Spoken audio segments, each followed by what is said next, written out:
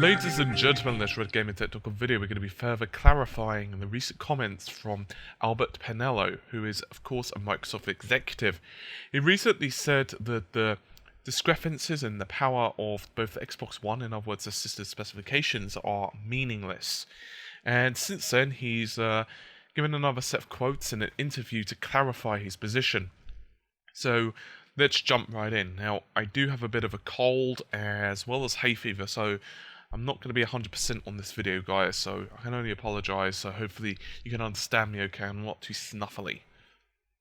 Right, the exact quote was, "I appreciate those who understand the point I was trying to get across. It's always hard after sitting doing interviews all day, and you're trying to have an engaging conversation with someone, and the words get pulled out of our tone, what we're trying to say, didn't come out how I meant it. You should also understand that this interview was done only after our launch event and prior to E3, so please take that also into consideration. I'm not diminishing Sony's performance claims, and I wasn't trying to be arrogant or dismissive. What I was trying to say is I'm not Sony engineering team, so I can't comment on what they have published as specs. I know what our teams are doing, and I know how they thought about the architecturing the system. The guys who are building these machines on both sides are unbelievably talented and experts in the field. Nobody knows the specifics on how the machines are architected, or if they may have bottlenecks in one system or accelerators in another that change the impacts of the published specs. What I believe is that our games are going to be great and they're going to look next gen, and I think E3 sort of showed that, and great games are what matters. And while you guys joke about the cloud stuff, I think the stuff that Respawn guys have said starts to clear up what we've been talking about, the cloud performance. Cue the "have you seen Titanfall" memes. Games on both systems looked awesome. I was there. And while I know that Rise took a hit on our gameplay that was shown, I thought it was the most next-generation looking game I saw on either platform. Of course, I get I'm biased and I didn't have time to see everything. As always, I love taking the hits, and I appreciate that while the words I used were probably some came under some scrutiny, I do appreciate that some of you get what I was trying to say." End quote. I actually, funnily enough, got a couple of messages regarding this, and people said that maybe I was a bit harsh on the guy, and perhaps I was to a degree, but the problem is, sometimes it's better just to keep your mouth shut. Sometimes it's better just not say anything regarding the issue. And I think one of the reasons people were very critical of him is that you're trying to say that specifications don't matter, but, you know, the games are the most important. But the thing is, the technical specifications that people are seeing are pretty black and white. As for the accelerators and various other bottlenecks, I'll agree with that. However, we do know, for example, that the Xbox One, and he's probably speaking about the move engines on the Xbox One, are there to help move a lot of data around. The thing of it is, though, I don't think I've ever seen a console generation where some debate over which system performs better hasn't been there. I mean, I'm talking about 16-bit, 32-bit, PlayStation 2, every generation. Xbox 360 and PS3 was probably the fiercest, simply because how close they were together in terms of their specs.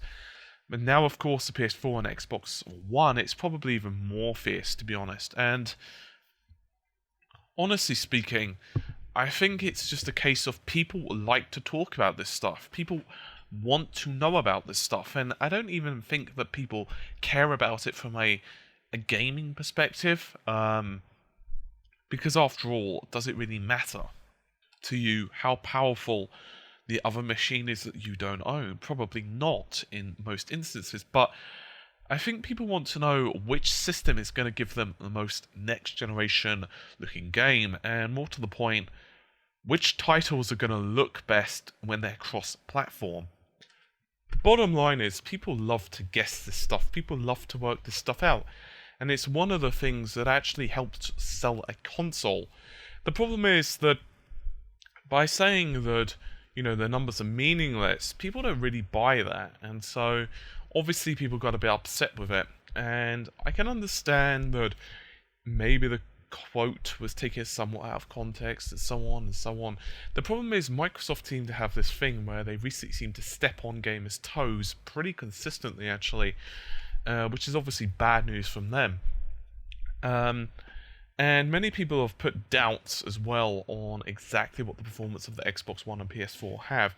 Of course, he does have some points in terms of the bottlenecks, and honestly speaking, we're still guessing about a lot of stuff here. We still don't know about the overheads for the operating systems for either the Xbox or the PS4. We don't know about the actual real clock speeds yet. We have ideas. We don't know how many GPUs, for example, are going to be available for games. GCN cores are going to be available for games, because right now a lot of that's still up in the air, because maybe, for example, the PS4 needs some of those to help move around data. That's unknown. CPU cores, same thing. Just how many are allocated towards system functionality. And even little issues such as DDR3 memory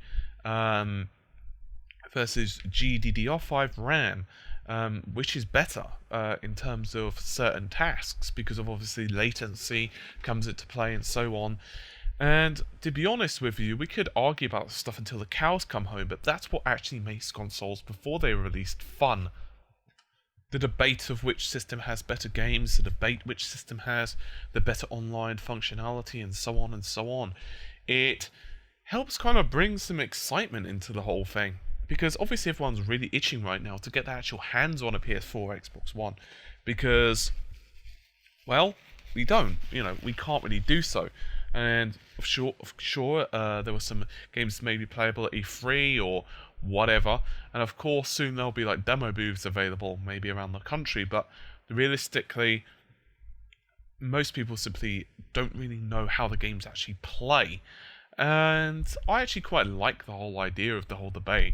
My personal thoughts, however, is that I think it's actually quite cool to debate this stuff, and yes, I agree, there are definitely most likely secrets in the hardware that we won't know about yet, but the thing of it is, I actually think that a lot of the stuff that was leaked in terms of the specifications anyway are most likely fairly accurate. And so, sure, maybe one or two things hidden here or there, but I think we can get a pretty good idea. I just wish both manufacturers would be more open about the actual clock speeds and so on. As I said, there are still some discrepancies out there, but I suppose we'll get a handle on that pretty quickly anyway.